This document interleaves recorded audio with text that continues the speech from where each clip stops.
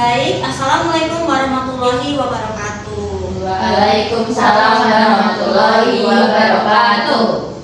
Nah, di minggu ini kalian akan bertemu dengan saya. Sebelumnya perkenalkan, nama saya Azita Maladika Ramadhani. Pada pertemuan kali ini saya akan menjelaskan mengenai K3 atau yang bisa disebut keselamatan dan kesehatan kerja pemain musik begitu. Karena kita di sini kursus musik ya, otomatis K3 ini kita berfokus pada keselamatan untuk pemain musiknya. Sebelumnya kalian udah tahu belum sih apa itu K3? Keselamatan dan kesehatan kerja Bu. Ya, kurang lebih seperti itu ya. Nah, di sini saya mungkin akan menjelaskan lebih jelasnya gitu. Baik, untuk K3 itu sendiri merupakan upaya yang mana bagi pemain musiknya itu untuk mencegah agar tidak ada cedera gitu saat perform ataupun saat melaksanakan penampilan musiknya gitu.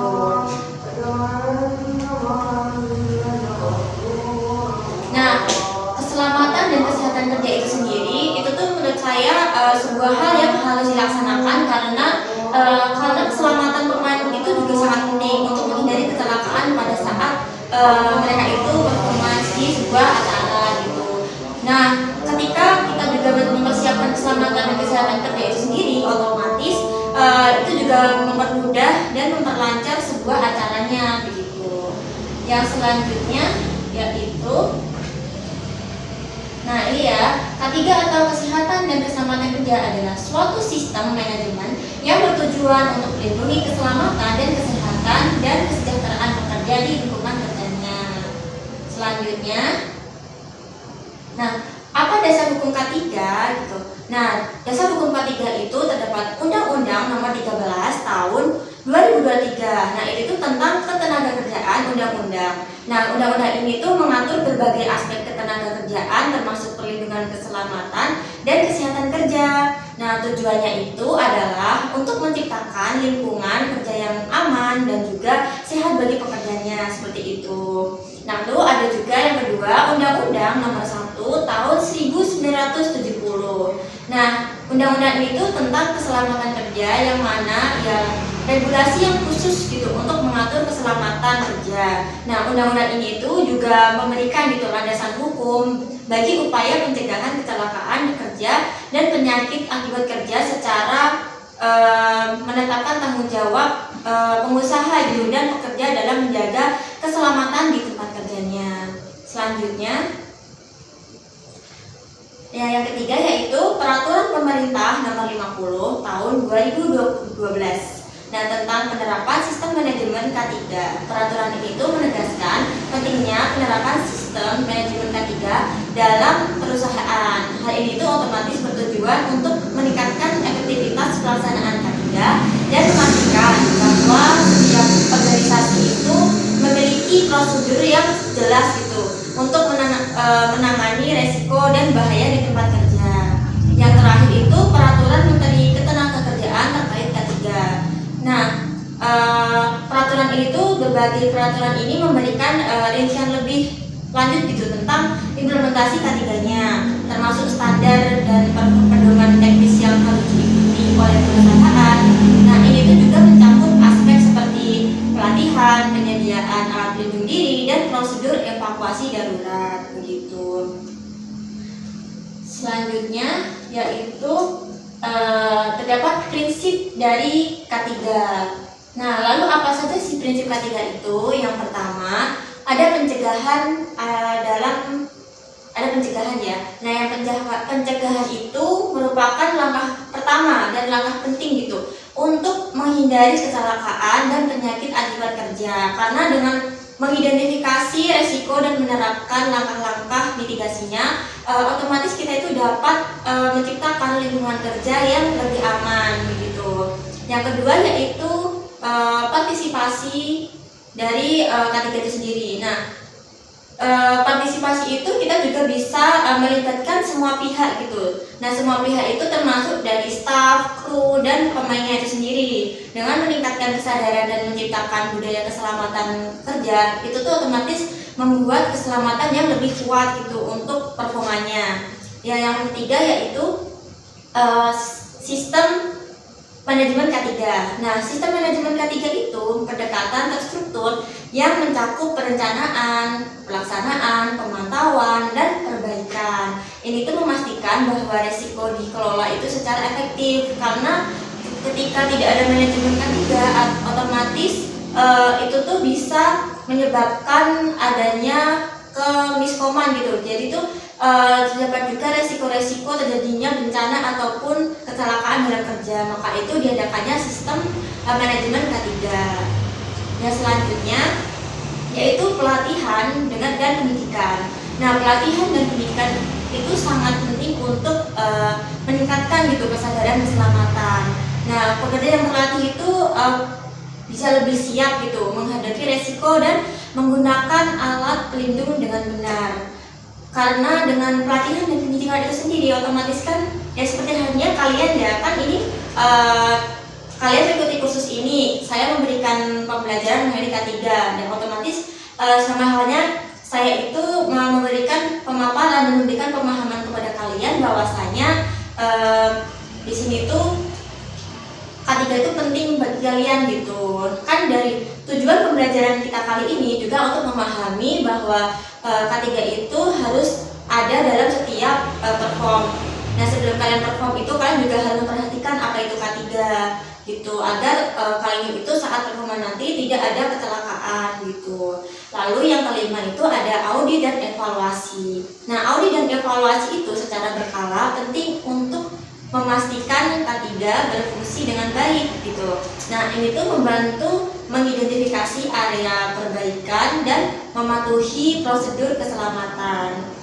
Nah, yang keenam yaitu kepatuhan hukum. Tadi kan saya juga sudah menjelaskan dari hukum-hukum K3-nya itu sendiri. Nah, kepatuhan terhadap hukum itu dan regulasi K3 itu merupakan kewajiban setiap perusahaan ya. Seumpama nanti kalian sudah mengikuti kursus ini, terus kalian bekerja sama dengan sebuah agensi. Nah, agensi atau perusahaan itu tuh wajib memberikan perlindungan gitu atau alat-alat yang perlu kalian gunakan dalam performa nanti agar menunjang keselamatan kalian. Nah, itu tuh memastikan semua prosedur diikuti, tidak hanya melindungi pekerja tetapi juga menjaga keselamatan kalian selama performanya seperti itu. Baik, yang selanjutnya sebelumnya kalian udah pernah tahu belum apa itu APD atau APD buat pemain gitu? Tapi kalau saya nggak tahu kalau buat pemain itu sama nggak kalau buat yang kerja kayak gitu. Saya tanya yang kalau buat kerja yang misalnya di pabrik-pabrik gitu sih Bu. Oh gitu.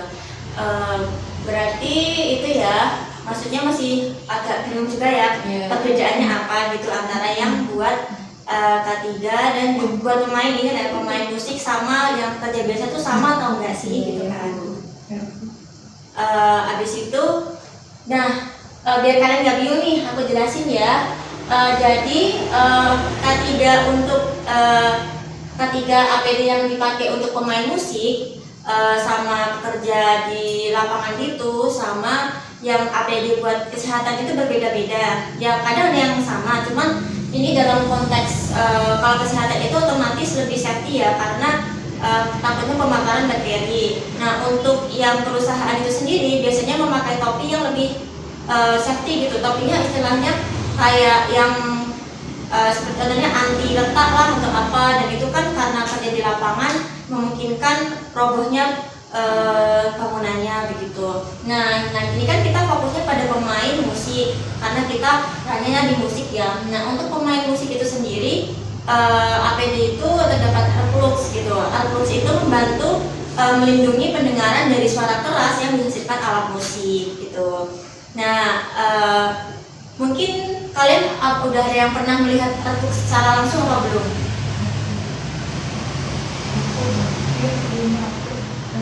Yang di headset kan? Ya, mirip headset ya, tapi lebih kayak apa ya, kecil gitu. Apakah kalian sudah pernah melihat atau mungkin lihat di TV atau apa gitu? Kayaknya pernah lihat di TikTok Bu. Oh iya, ya biasanya saya juga melihat di TikTok gitu. Baik, yang kedua itu ada headphone. Nah, headphone ini memungkinkan pemain mendengar dengan jelas dan tanpa gangguan dari kebisingan sekitarnya. Nah, jadi itu ketika kan yang kita ketahui ya bahwa headphone itu berbentuk bulat gitu kan. Istilahnya kalau sakit memakai earplug, kita bisa memakai headphone itu yang di luar karena tidak memasukkannya ke dalam gitu. Baik, yang ketiga yaitu pakaian pelindung.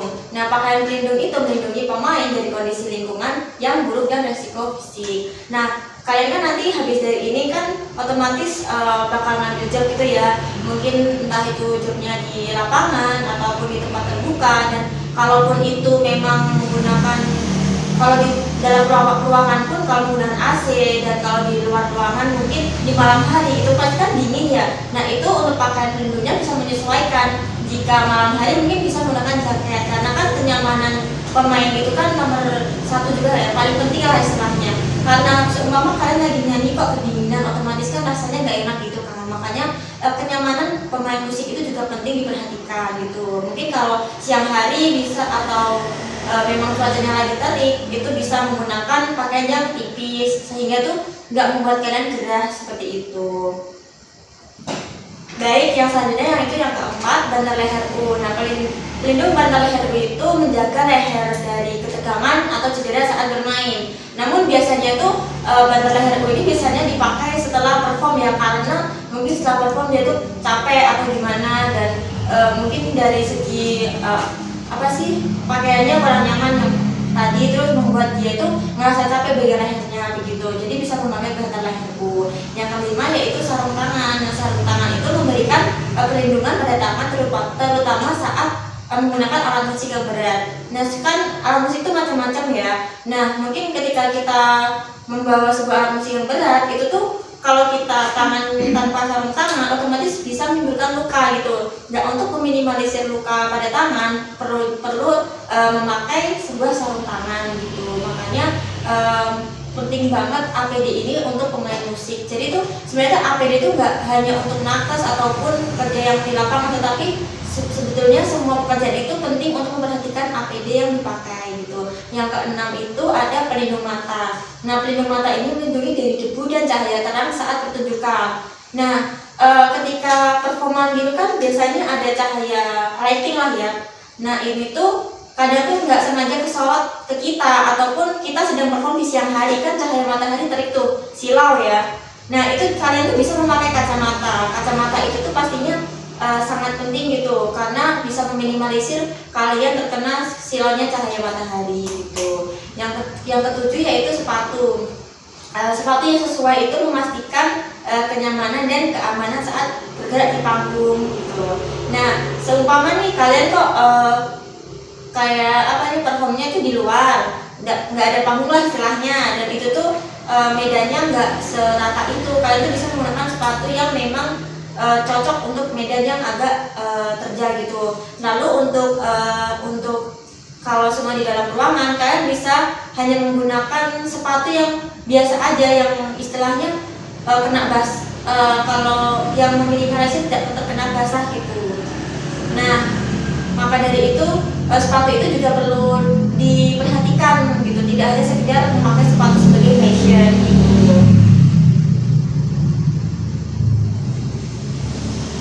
Nah, ini ya teman-teman, ini terdapat earplug untuk gambaran lebih jelasnya, headphone, pakaian pelindung, lalu sepatu, bantal leher, pelindung mata gitu. Baik, dari pemaparan materi saya tadi, dari teman-teman, apakah ada yang ingin ditanyakan terlebih dahulu? Saya mau tanya. Baik, silakan diperkenalkan diri dulu. Perkenalkan, nama saya Nina. Saya di sini mau tanya. Tadi kan sudah dijelaskan ketika itu apa dan pentingnya saat dalam pertunjukan musik ya. Nah, apa peran manajemen atau panitia dalam menjaga K3 saat pertunjukan musik? Baik, peran manajemen itu pastinya apalagi panitia ya, itu tuh otomatis bertanggung tanggung jawab untuk memastikan semua peralatan listrik aman gitu. Jadi itu ya istilahnya kesiapan panggung dari kelistrikan, terus panggungnya itu kokoh dan juga tata cahaya tidak berbahaya gitu, sama menyiapkan tim medis sama jalur evakuasi jika terjadi keadaan darurat. Karena seumpama dari panggung itu sendiri tidak kokoh ataupun reot gitu kan, atau kalau panggungnya itu kokoh otomatis kan bisa membuat pemainnya itu merasa nyaman gitu, nggak bergerak-gerak gitu kan. Terus tata cahaya tidak berbahaya dalam artian itu kalau cahaya itu terlalu terang dan mengenai pemain itu kan otomatis membuat dia itu bisa merusak mata. Terlebih lagi jika itu tadi ya dalam pemerhatian APD pada pemain itu tidak sesuai gitu. Selanjutnya itu kan menyiapkan tim medis dan jalur evakuasi jika terjadi bencana. Nah, ketika seumpama dari salah satu pemain itu ada yang pingsan ataupun tiba-tiba lemas, itu kan bisa memanggil tim medis secara langsung gitu agar permasalahan yang terjadi itu bisa langsung terselesaikan, tidak ada terjadinya kepanikan ataupun penundaan dalam performa gitu. Ya, yang selanjutnya itu jalur evakuasi itu juga sangat penting gitu, karena kan kalau tidak direncanakan dari awal, nanti ketika emang dari pemain itu harus dirujuk dari ke sebuah rumah sakit, nanti kebingungan karena kan otomatis di depan itu banyak penonton gitu, dan mungkin dari samping banyak parkiran ataupun tempat-tempat itu dipenuhi oleh penonton-penonton yang tidak memiliki tiket yang hanya bisa menonton dari luarnya begitu. Apakah sudah jelas bagaimana Nina? Sudah Ibu, terima kasih. Ibu, saya mau tanya. Oh baik, boleh. Saya mau minta tanggapan Ibu aja sih. Iya. Kan saya kan suka banget sama K-pop ya. Iya. Dan kan dari Ibu kan bilang kalau misalnya APD itu kan juga dari baju, Iya. yang baju yang paper dan segala macam. Nah kalau idol K-popnya aku karena mereka tinggalnya di Korea kan otomatis ada musim dingin, musim Iya. salju gitu kan Bu. Nah aku tuh sering lihat mereka tuh kayak buat bikin MV atau tampil, mereka cuma pakai baju kelek doang gitu loh Bu. Maksudnya baju yang benar terbuka gitu loh. Iya. Kan kasihan merekanya ya Bu. Menurut Ibu tanggapannya? Baik, terima kasih Mbak Diza atas pertanyaannya. Nah, menurut saya kan itu sebenarnya sudah ada janji kontrak lah sebenarnya antara si idol dengan si agensinya begitu kan. Nah, namun menurut saya itu lebih baiknya ketika si agensinya itu lebih memperhatikan keadaan dengan waktu performanya gitu. Ketika pembuatan MC itu kok di tempat yang dingin, tetapi dari idolnya disuruh untuk memakai pakaian yang terbuka gitu kan. Nah otomatis tuh itu membuat dari idol sendiri tidak nyaman gitu. Otomatis kan ketika idol itu tidak merasakan kenyamanan, otomatis hasil dari prakteknya itu tidak berjalan secara maksimal gitu. Nah mungkin tanggapan saya itu seharusnya dari agensinya itu sendiri bisa lebih aware kepada idolnya agar menyesuaikan pakaian dengan situasi saat itu gitu. Meskipun memang itu terpaksa ataupun memang benar-benar itu sangat kepepet ya istilahnya. Nah itu mungkin durasi yang diberikan itu jangan sampai lama gitu. Oh ini lagi musim dingin dan harus menggunakan pakaian yang terbuka. Nanti diusahakan dimaksimalkan agar waktunya itu tidak lama-lama untuk menjaga kesehatan dan keselamatan bagi para idolnya seperti itu. Apakah menjawab? Terima kasih Ibu. Baik, apakah ada yang bertanya kembali? Ibu, Boleh silahkan, perkenalkan dulu namanya. kenalkan nama saya Widya. Saya mau nanya Bu, mengapa penerapan K3 ini penting bagi pemain musik? Baik, terima kasih pertanyaannya. Nah, penerapan K3 ini tuh menurut saya penting ya, karena agar pemain musik itu terhindar dari cedera seperti ketegangan otot, terus gangguan pendengaran, atau kecelakaan di panggung gitu. Ya, seperti ya kan sepatu itu untuk meminimalisir lecetnya kaki ataupun kehujanan kan, kalau nggak pakai sepatu yang anti air otomatis nanti rembes gitu ya ke dalam sepatunya. Terus cedera pendengaran gitu kan, dan nanti kan earplug atau headphone itu kan bisa meredam suara keras gitu kan. Kalau kita main musik di kayak perform di ruangan terbuka gitu kan istilahnya, otomatis kan soundnya kenceng ya, gede gitu kan. Nah itu tuh meminimalisir agar tidak terjadi cedera pada telinga gitu. Karena kan ya itu tadi suaranya kenceng, terus otomatis kadang tuh telinga orang ada yang sensitif gitu, bisa gedang telinganya itu bisa pecah dan itu sangat bahaya banget gitu. Makanya perlunya memperhatikan APD bagi para pemain, yaitu tadi makanya penting gitu. Nah harapannya itu dengan mereka menggunakan APD itu kan meminimalisir kecelakaan dan cedera ya. Harapannya acaranya itu bisa berjalan lancar dan tidak ada permasalahan apapun gitu. Apakah sudah menjawab? Tapi bagaimana misalkan kan dia mau tampil itu buat pelindung kan, Iya. terus tapi di pakaian atau pelindungnya itu merasa nggak nyaman dipakai di tubuhnya. Maksudnya berarti seumpama udah memakai cuman masih kurang Nggak nyaman. nyaman kan, ntar tampilnya takutnya nggak maksimal. Nah itu dari pemainnya mungkin bisa bilang gitu ke staffnya, kalau ini tuh saya merasa kurang nyaman, ada nggak yang lain gitu. Jika memang ada bisa diganti, ataupun memang dari awal dia memiliki APD pribadi ya udah yang biasa dipakai dan itu nyaman, mungkin pemain itu bisa memakai itu aja gitu daripada menggunakan APD yang sudah disediakan oleh staff begitu. Jadi kan saling komunikasi lah ya istilahnya, kalau memang nggak nyaman dia bilang gitu, daripada kita ataupun pemain itu sendiri memaksakan menggunakan APD tersebut gitu. Apakah menjawab pertanyaan saya? Terima kasih. Baik, kalian sangat-sangat wow keren ya pertanyaannya, sudah bertanya yang sangat bagus, jadi aplaus buat kita semua.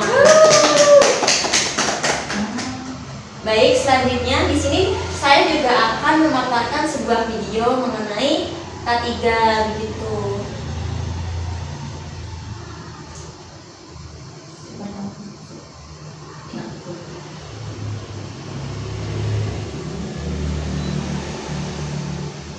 Tentang keselamatan dan kesehatan kerja, tahukah Anda bahwa keselamatan kerja bukan hanya kewenangan, tetapi di setiap pekerja.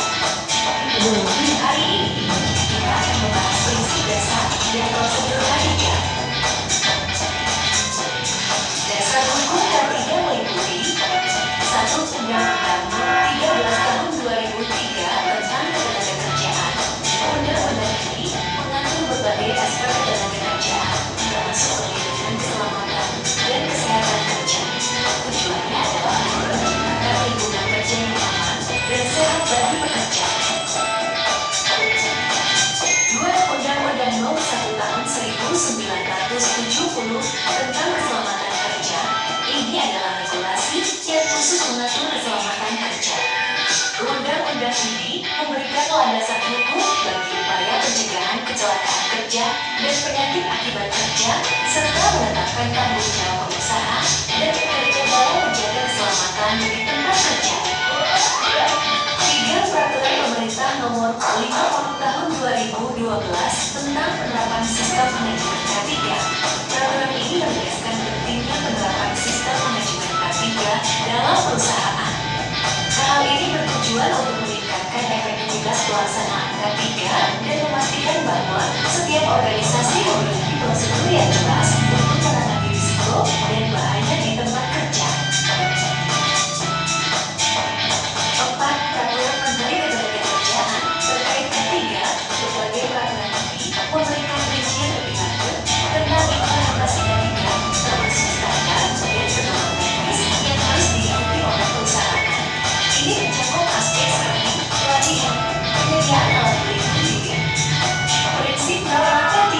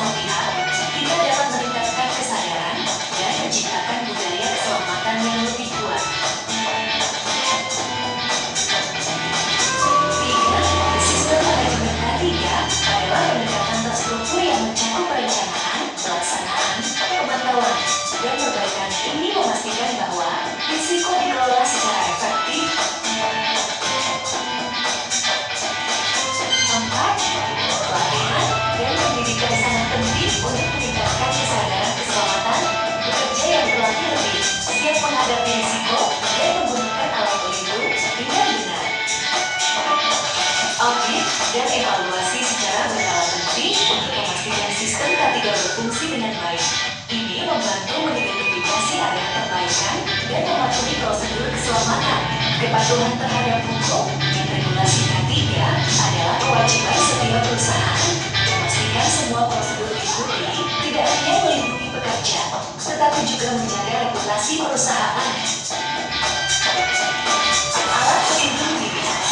APD adalah alat yang digunakan untuk melindungi pekerja dari risiko di tempat kerja. Alat pelindung diri atau APD sangat penting. Terus membantu melindungi dari suara keras yang dihasilkan alat musik. Headphone memungkinkan pemain mendengar dengan jelas tanpa gangguan dari kondisinya sekitar. Melindungi pemain dari kondisi lingkungan yang buruk dan risiko fisik. Pelindung leher menjaga leher dari ketegangan atau cedera saat bermain. Sarung tangan memberikan perlindungan pada tangan, terutama saat menggunakan alat musik yang berat. Mata melindungi dari debu dan cahaya terang saat pertunjukan. Sepatu yang sesuai memastikan kenyamanan dan keamanan saat bergerak di panggung. Terima kasih telah memperhatikan. Selamat. Baik, nah itu tadi dari video yang saya paparkan begitu. Nah mungkin dari teman-teman itu apakah videonya jelas, dan mungkin dari teman-teman dari video saya tadi ada pesan ataupun yang bisa diambil gitu materi-materinya. Ada? Mungkin itu ya, lebih kan ini kita fokusnya ke AK3, mungkin dari APD-nya nih, APD nanti sebutin satu-satu coba dari kalian bertiga.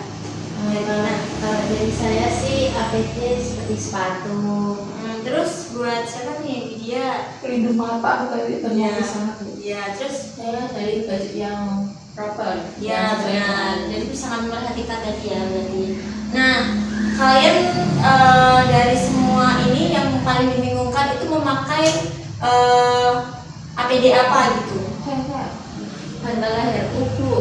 Kan menurut saya kalau misalnya kosong terus dada pakai bantal kayak Nah, itu tadi kan saya jelaskan ya, kalau bantal utuh biasanya lebih ketika setelah perform.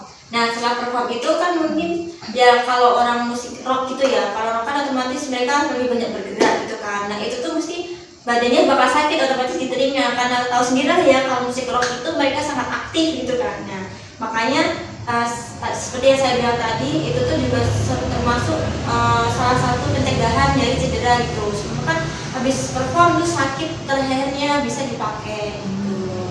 Baik, setelah kalian bisa menyebutkan APD tadi ya, sama Mbak Diza juga memberikan pertanyaan mengenai APD ya. Itu tadi kalian masih ada ingin tahu nggak sih APD mana yang ingin kalian lihat cara pemakaiannya gitu? saya itu mau tanya Boleh, silahkan Mbak Dina. cara menggunakan earplug itu gimana ya Bu? Soalnya kan kalau pakai earphone kan cuma tinggal dipasang aja. Nah kalau earplug itu gimana? Baik, saya izin untuk memperlihatkan ya bagaimana sih cara menggunakan earplug gitu. Nah, memang earplug ini mungkin dari orang awam itu masih kurang paham, karena earplug ini sendiri jarang dipakai oleh orang-orang, terlebih pakainya headphone. Tapi sebenarnya juga banyak sih yang memakai, cuman ya istilahnya banyak yang kurang tahu gitu cara memakainya. Nah, ini saya izin memaparkan video mengenai pemakaian earplug.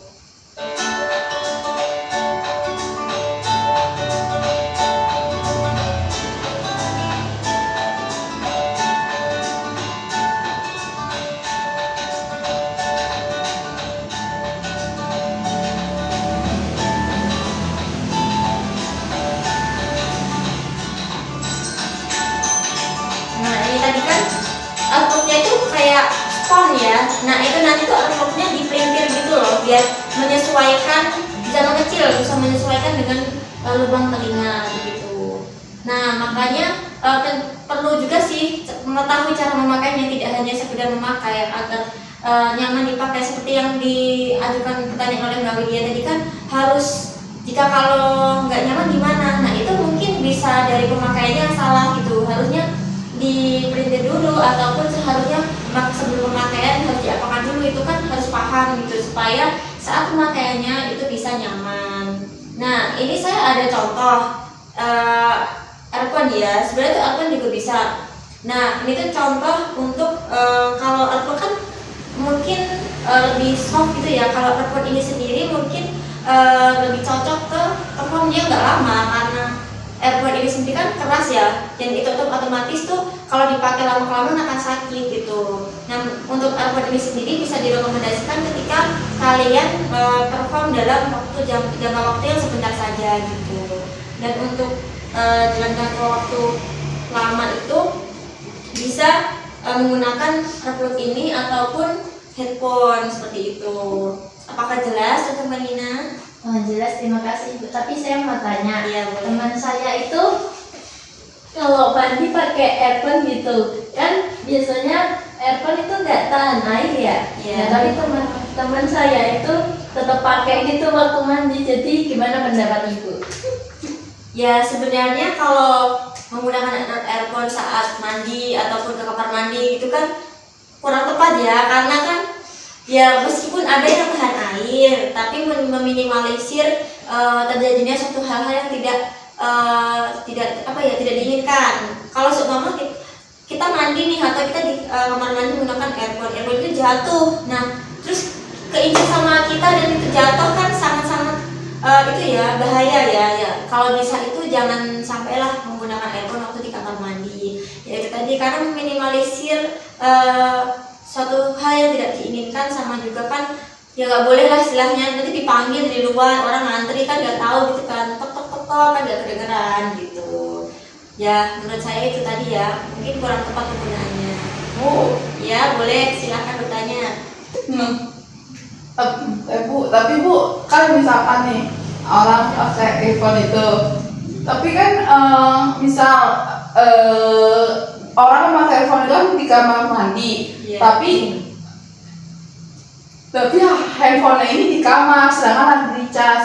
Jadi itu misal pakai earphone pun notif tuh bisa masuk, kayak notif telepon, notif chat. Jadi bisa aja tuh earphone ini juga kayak untuk kalau dia nelfon jadi langsung tahu gitu Bu, bisa dimatiin juga kan. Earphone yang sekarang ada di earphone-nya itu bisa dipencet gitu Bu kan, Iya. buat matiin, buat next, buat apa ini. Jadi menurut saya juga bisa digunakan kalau misalkan lagi buru-buru ada meeting ataupun ada orang yang mau datang ke tempat rumah tersebut. Nah itu kan menurut saya dipakai ketika urgent ya, hanya urgent, tidak setiap saat gitu ya. Karena kan nggak mungkin kita meeting setiap mau mandi, kan nggak mungkin ya, setiap mau ke kamar mandi nggak mungkin kita meeting. Menurut saya bisa digunakan ketika urgent saja. Memang itu benar-benar penting banget gitu, baru kita menggunakan earphone gitu. Tapi bukan ada yang di kamar mandi mungkin dia maaf Bu, bawa air besarnya bawa handphone gitu loh Bu. Itu bagaimana Bu? Kan nggak boleh kan, kalau dalam agama saya Bu, di kamar mandi kan nggak boleh ada suara, nyanyi pun bersuara pun nggak boleh kan. Pakai earphone, kalau nggak pakai earphone, kalau HP kan ada suaranya Bu. Kalau itu ya menurut saya itu ya itu tadi, meskipun ada sisi baik sisi buruknya, tapi lebih banyak sisi buruknya gitu. Nah menurut saya kalau itu kan sebenarnya itu ada suara tapi hanya kamu yang bisa mendengar gitu kan. Nah itu tuh menurut saya juga suatu hal yang tidak dibenarkan gitu kan. Ya meskipun tidak terdengar secara langsung di dalam kamar mandi, tapi kamu bisa mendengarnya langsung di dalam telinga kamu gitu. Menurut saya itu juga kurang benar. Ibu mau menyanggah? Ya silahkan. Itu kan katanya teman saya ini tadi kan itu membicarakan jika memakai earphone di kamar mandi itu bisa membantu jika telepon masuk bisa tahu. Nah, sedangkan jika memakai earphone terus-menerus kan nanti telinganya bisa sakit, bisa mungkin pendengarannya bisa agak berkurang gitu. Nah, jadi menurut saya itu hal negatif ya, karena bisa mengganggu pendengaran dan lain sebagainya. Nah, menurut Ibu gimana? Ya saya sih ya setuju ya, setuju, tapi ya juga mungkin kalau urgent bisa digunakan, hanya urgent gitu. Ya mungkin kalau itu udah kebiasaan bisa dikurangi. Ya mungkin dengan yang awalnya lama banget di kamar mandi itu bisa bentar aja lah ya gitu. Nah, mungkin kan tadi kan bilangnya bisa mengakibatkan cedera telinga juga kan, mengurangi pendengaran lah. Nah, itu tuh juga dampak negatif dari menggunakan earphone yang berkelanjutan gitu, yang terus-terusan lah istilahnya, terlalu sering juga.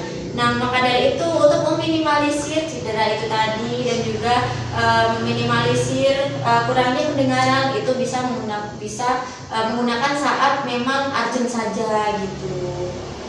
Apakah menjawab? Monggo silahkan Mbak Niza. Tadi potong aja coba sih. Gak apa-apa, Pertanyaannya ini banget tadi. Gak apa-apa sebenarnya kayak lama Tadi ke Mama Andi aja. Baik, terima kasih atas pertanyaan-pertanyaannya. Yang selanjutnya kan kita tadi saya sudah memaparkan materi, memaparkan video, dan juga memaparkan bagaimana cara pemakaian AirPlug, dan sudah ada sesi tanya jawab yang sangat aktif dari kalian begitu. Dan mungkin saya pikir kalian paham ya, dan untuk mengukur kepemahaman kalian ini saya akan memberikan sebuah lembar kerja begitu untuk kalian isi. Saya izin membagikan lembar kerjanya, mohon diisi ya teman-teman. Saya akan memberikan waktu 20 menit lah buat itu mengerjakan.